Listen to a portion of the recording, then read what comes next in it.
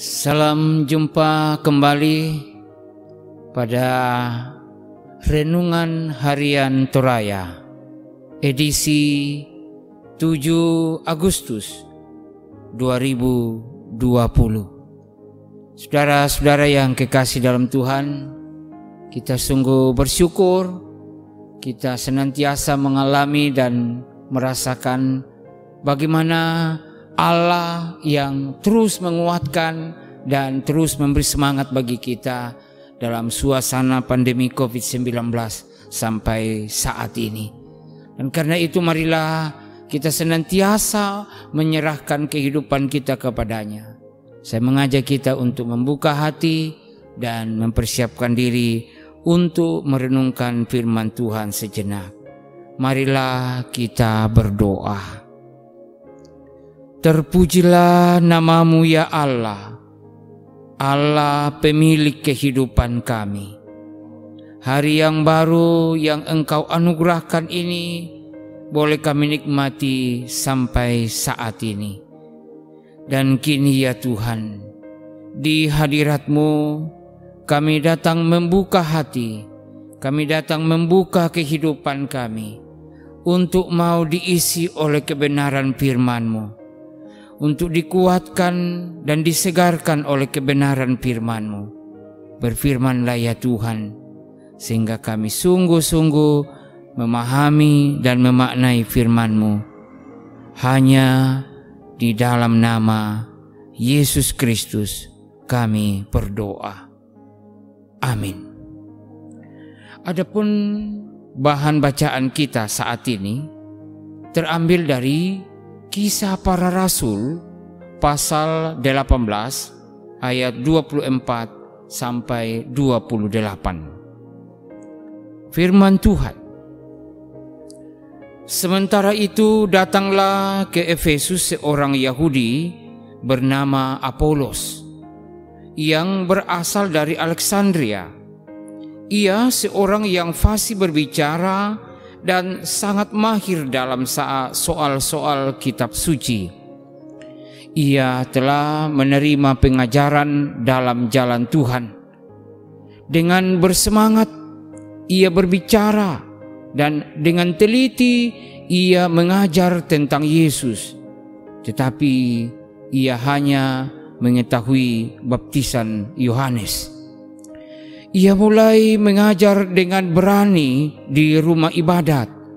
Tetapi setelah Priscilla dan Aquila mendengarkannya, mereka membawa dia ke rumah mereka dan dengan teliti menjelaskan kepadanya jalan Allah. Karena Apolos ingin menyeberang ke Akhaya, saudara-saudara di Efesus mengirim surat kepada murid-murid di situ supaya mereka menyambut dia. Setibanya di Akhaya, maka ia oleh kasih karunia Allah menjadi seorang yang sangat berguna bagi orang-orang yang percaya. Sebab dengan tak jemu-jemunya ia membantah orang-orang Yahudi di muka umum dan membuktikan dari kitab suci bahwa Yesus adalah Mesias. Demikian firman Tuhan. Amin. Saudara-saudara, kita akan merenungkan firman Tuhan ini dalam sebuah tema, yaitu saling melengkapi. Si paganna lan basata toraya, saling melengkapi. Saudara-saudara, ada sebuah pepatah mengatakan, sekaya-kayanya seseorang pasti masih membutuhkan orang lain. Bahkan sepintar-pintarnya seseorang juga masih memiliki kekurangan dalam hal tertentu. Dan hal ini menandakan bahwa manusia sangat-sangat memiliki keterbatasan, seperti pepatah yang mengatakan bahwa manusia tidak ada yang sempurna. Karena pastilah setiap kita memiliki kelebihan sekaligus juga punya kekurangan. Nah, inilah yang perlu kita renungkan bersama. Nah, saudara-saudara, perikop pembacaan kita tadi dikatakan bahwa Apolos adalah seorang yang fasih berbicara. Ia orang yang terpelajar dan mahir dalam soal-soal kitab suci. Ayat 24 tadi. Dia menguasai Perjanjian Lama, khususnya nubuatan tentang Yesus. Dan ia telah menerima Yesus, yang dalam perikop ini disampaikan bahwa ia telah menerima pengajaran dalam jalan Tuhan. Dengan teliti ia mengajarkan tentang Yesus.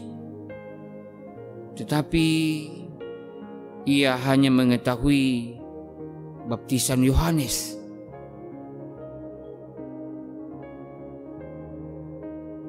Nah, pada waktu ia menyampaikan itu, Priskila dan Aquila pun hadir. Lalu Priskila dan Aquila mengajaknya ke rumahnya dan mengajarkan dengan teliti tentang pengajaran Paulus yang mereka dengarkan dan mereka telah terima sebagai kebenaran bahwa Yesus Kristus adalah jalan Allah yang telah turun ke dalam dunia sebagai manusia. Sehingga pengajaran Priskila dan Aquila itu menjadi alat dalam dunia, ya, menjadi anugerah yang membawa Apolos ke dalam kebenaran yang utuh, dan kemudian ia memperlengkapi dia untuk mengabarkan Injil ke Akaya. Nah, saudara-saudara, nampak jelas Priskila dan Aquila, kiranya ini menjadi sebuah inspirasi juga bagi kita dalam saling memperlengkapi, saling menopang di tengah-tengah kehidupan bersama, teristimewa dalam mengangkat tugas dan tanggung jawab pelayanan yang diembankan Tuhan kepada kita di tengah-tengah jemaat. Demikian juga dalam keluarga dan masyarakat di mana Tuhan mengutus kita. Ini adalah hal yang penting. Sekali lagi bahwa tidak ada di antara kita yang sempurna. Pastilah kita memiliki kelebihan dan juga kekurangan. Karena itu marilah kita senantiasa membuka diri untuk saling memperlengkapi. Kelebihan yang ada pada kita adalah anugerah Allah yang dapat digunakan untuk saling memperlengkapi satu dengan yang lain. Dan marilah memohon Roh Kudus Tuhan, kiranya Roh Kudus akan terus menolong kita. Amin. Mari berdoa. Sungguh agunglah karyamu ya Allah, Allah sumber segala sesuatunya, Allah sumber hikmat dan sumber segala berkat.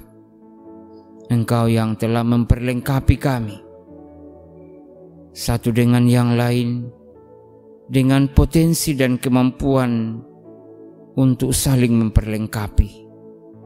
Tuhan, hanya oleh Roh Kudus-Mu lah kami dimampukan untuk saling memperlengkapi, untuk saling menerima, sehingga kami tetap kuat dan tetap mengambil bagian dalam membangun kebersamaan, baik itu di tengah jemaat, dalam keluarga, maupun di tengah masyarakat, menjadi alat bagi Tuhan, menjadi berkat bagi sesama. Kami mohon di dalam nama Yesus Kristus. Amin.